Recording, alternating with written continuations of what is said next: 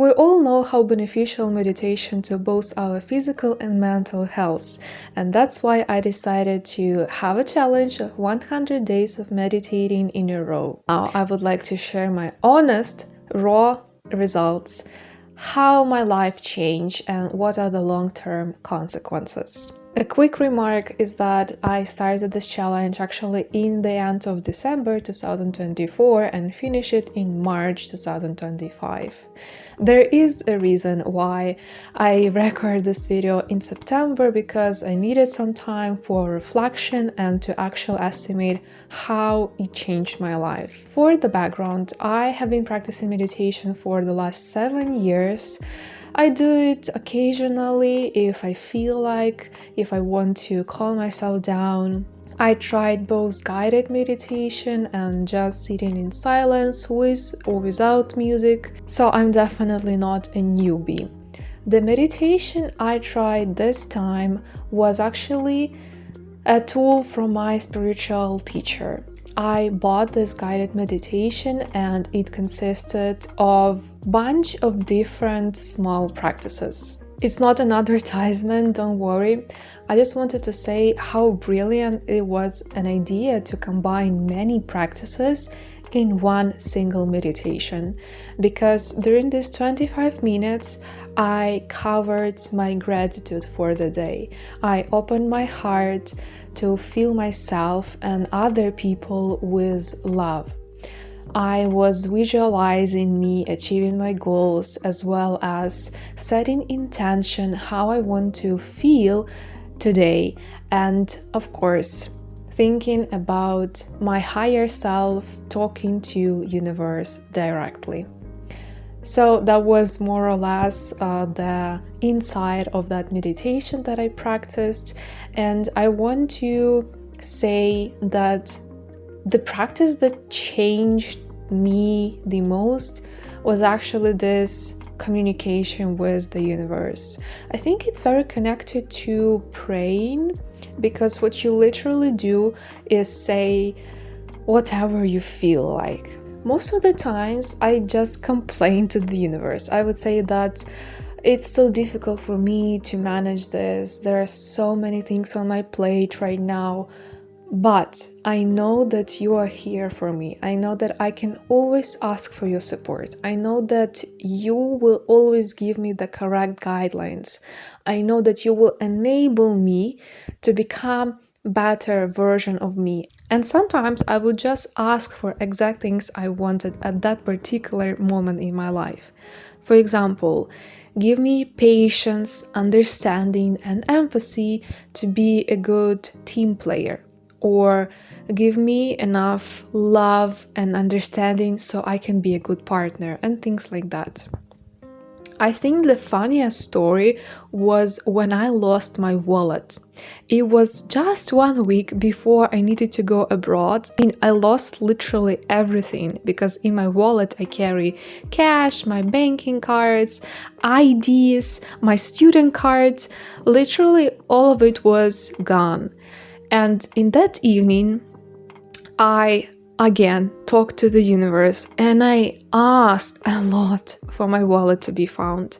I also was sending gratitude as it really happened. So I really manifested me finding the wallet next time. I asked 3 bus drivers and the third one said, okay, actually, yes, I have your wallet. It's magical, I'm telling you. Now I want to talk about things that helped me actually to persevere for 100 days. The first one is community. I wasn't the one who was practicing this meditation. There were actually 1,000 people who bought this practice, and there were 100 to 200 people daily that were active in our online chat, and they will share that, okay, I finished my meditation, it made me feel this way, I'm happy, I wish you a good day, and something like that. And it really cheered me up. It showed me support that I needed, and also it really motivated me to go and do my own meditation, so I can also write something in the chat, so I can feel the sense of belonging. Second thing that helped is that Firstly, we set up the intention to practice meditation for only 40 days because this is about the time a new habit is formed. But by the end of those 40 days, we realized that we actually won't keep going, and then we decided to practice it for another 60 days. Our brain might be scared of having this big number in front of our head. So suggesting practicing something for a shorter period of time seems more reasonable and safe. And that's how you trick your brain to then go for a higher goal. You can apply it literally to every sphere in your life. And third tip that I wanted to share is that, of course, there were some days when I didn't feel it. I was practicing meditation sometimes on my bus while commuting to work. And sometimes I skipped some of the parts to do it quicker. Sometimes I was already falling asleep halfway through. But what's important is that bad meditation is a good meditation. If you can put only 50% of all of your effort to meditation, it's still better than having 0% of meditation. Again, it's a power of small but consistent steps. This allowance to not be perfect is what helped me to stay consistent and reach my goal. And now to the most exciting part. What happened? What changed in my life after I finished this 100 days of meditation? So in April, because I finished this challenge in the end of March, I felt that everything crashed.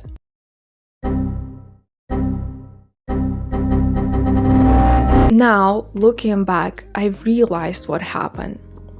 I was deeply burned out. Because in September 2024, I started my master's that turned out to be so difficult. I was balancing it with my part-time job. I was also in a committed relationship, and I was trying to squeeze YouTube into my schedule. I was trying to work out. There were so many things on my plate.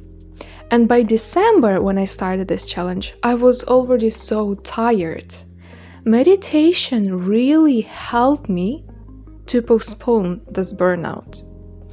It was keeping me afloat like a safety vest, but it wasn't the solution. Meditation didn't improve my sleeping. It didn't help me to combat my anxiety on the long term. It is true that while practicing for those 100 days, I was more reassured. When I was talking to the universe, I was literally saying that I can handle any difficulty.